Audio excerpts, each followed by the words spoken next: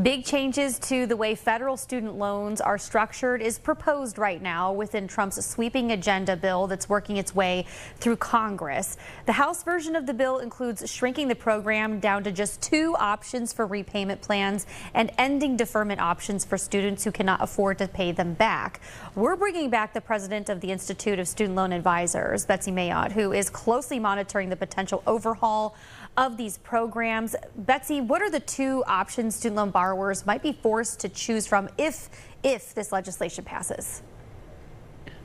So it depends on whether the borrower has existing loans or whether they take loans out after the date of the enactment of any such reconciliation bill. Existing borrowers will have access to a new repayment plan currently being called the RAP plan, Repayment Assistance Program, or they'll have access to a standard plan that is going to be based on how much they owe, and that will depend on how long the term of their loan is. Existing borrowers will have access to that new RAP plan, but they'll also have access to an amended version of the existing income-based repayment plan. Would it make it more difficult for those who are already trying to pay off their loans right now?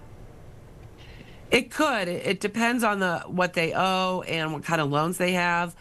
For example, borrowers who take out Parent Plus loans wouldn't have access, new Parent Plus loans wouldn't have access to any of these plans other than basically just the standard plan. And that certainly could be a struggle for people that hold Parent Plus loans.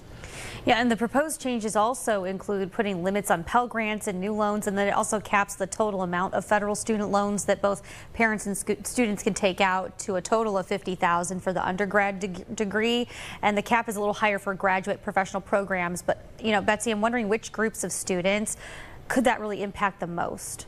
Low and middle income families. Excuse me. The cost of education being what it is, you know, whether you're a parent trying to get your undergraduate student through school, especially if you have multiple children, that $50,000 cap that's proposed for Parent Plus borrowers is total, whether you have one child or a Brady Bunch. And so that could make it really difficult to cover the cost of 4 years of education.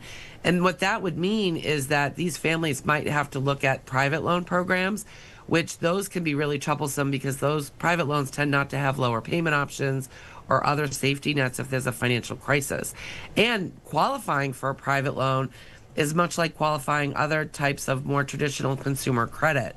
So borrowers that have already taken their max in federal loans might not even be able to get a private loan, which what worries me about that is we might increase the number of people with debt and no degree because they won't have the funding to be able to finish their degree.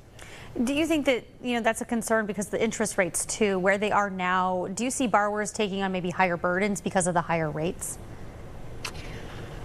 You know, interest rates are definitely a factor. Interest rates, you know, fluctuate over time.